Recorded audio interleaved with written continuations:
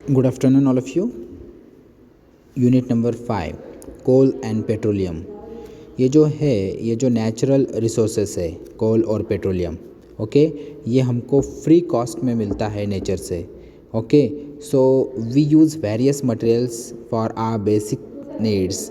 Some of them are found in nature and some have been made by human efforts. तो human effort से कुछ जो भी source है, ओके, वो हमको मिलता है, और जो कुछ है वो हमको फ्री ऑफ कॉस्ट में हमको नेचर से मिलता है। तो हमको एक्टिविटी 5.1 है, उसके अंदर आपको क्या करना है, make a list of various materials used by us in daily life and classify them as natural and man made. तो जो भी हम यूज़ कर रहे हैं डेली में, जो भी यूज़ करते हैं मटेरियल्स, तो वो हमको क्लासीफाई करना है, ओके, नेचुरल और मैन मेड में। सपोज़ कोई एक जो जार है, प्लास्टिक जार है, वो मैन मेड में आएगा। सपोज़ वुड है, वुड जो हम जलाते हैं घर पर कोई चूल्हा के लिए, तो वुड है वो नेचुरल है। तो इस तरह से आपको क्या करना है, इसको क्लासीफाई करना है।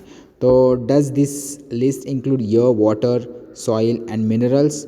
वो लिस्ट के अंदर आपको कोई वाटर, एयर और सॉइल, मिनरल जो भी है वो उसके अंदर वो इंक्लूड हो रहा है क्या? Since all these are obtain from nature, वो सब क्या है, हमको ऑब्टेन वो नेचर से मिलते हैं। They are called natural resources. तो नेचुरल रिसोर्सेज हम किसको बोलेंगे? जो हमको नेचर से मिल रहा है उसको हमको नेचुरल रिसोर्सेज कहेंगे। Can we use all our natural resources for ever? तो can water, air and soil be exhausted by human activities? ये ख़त्म होगी क्या एयर, वाटर और सॉइल? ये हम जो भी ह्यूमन एक्टिविटीज़ करते हैं, जो भी उसका यूज़ करते हैं, उसके बारे में मैं बात कर रहा हूँ। You have already studied about water in class 7 के अंदर हमने वाटर के बारे में इंफॉर्मेशन ऑलरेडी ली है। Is water a limitless resources? ये जो वाटर क्या है, मैं आपको क्वेश्चन पूछ रहा हूँ, वाटर क्या लिमिटलेस रिसोर्स है?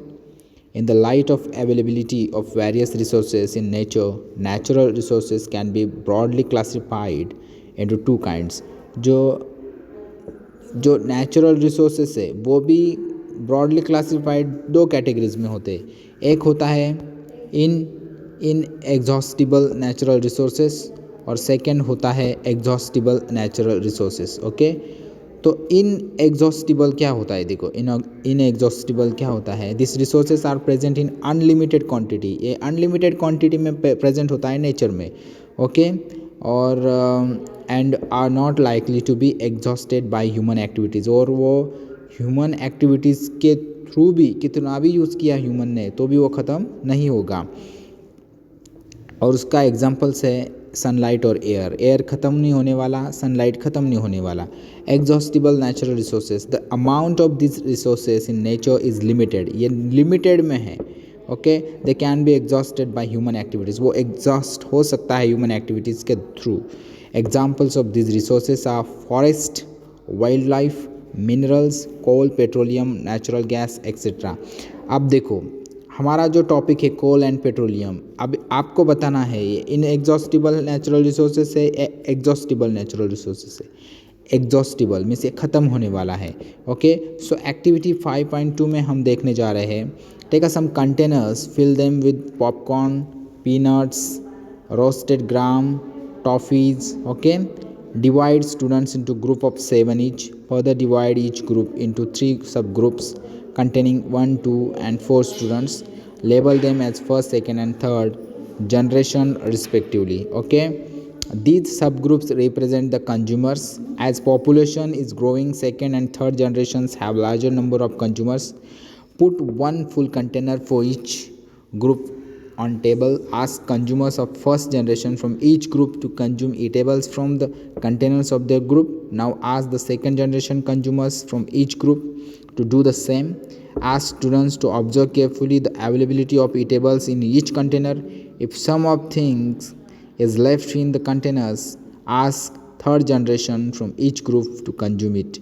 Now finally observe whether all the consumers of the third generation got the eatables or not. Also observe if anything is still left in any of the containers.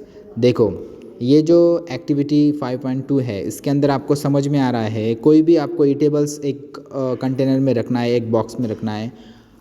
हम जब और जो बच्चे होते हैं एक जनरेशन के मुताबिक उसको हमको कैटेगराइज करना है, 1 2 3 उसको लेबल देना है, 1 2 3 4 ओके।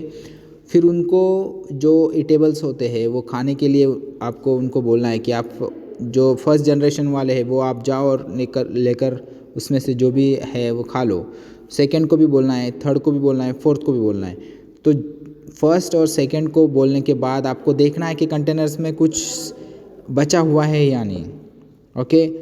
अगर उसमें कुछ बचा हुआ नहीं है तो यही मैं आपको कहना चाह रहा हूँ कि कोल और पेट्रोलियम ये एग्जॉस्टिबल नेचुरल रिसोर्सेस है।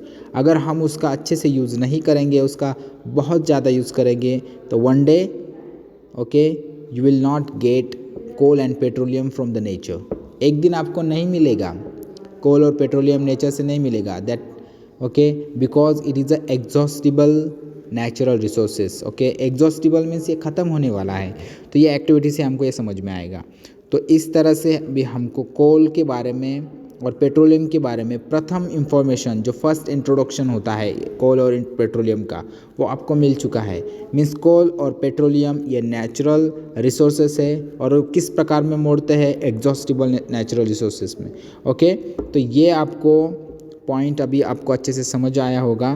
तो अभी ये बनता कहाँ से है, okay, how we get coal from the nature, okay, how it made, ये कैसे बना, ये भी आपको थोड़ा सा इसके बारे में भी थोड़ा रिसर्च करने की ज़रूरत है। हम नेक्स्ट लेक्चर में आपको ये मैं ज़रूर बताऊंगा, लेकिन आपको भी वो इन्फॉर्मेशन फाइंड आउट करना है।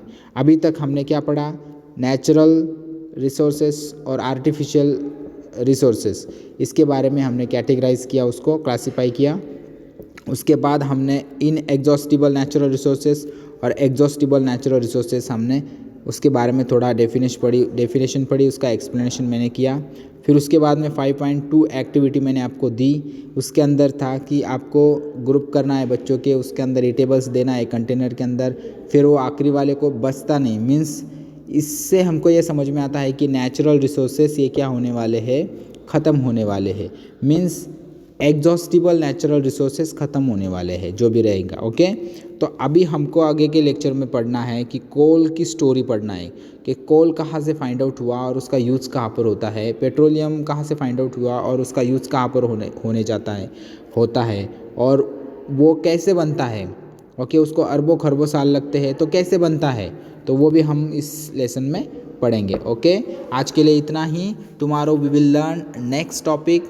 Okay, we will learn how to coal, the story of coal we will learn tomorrow.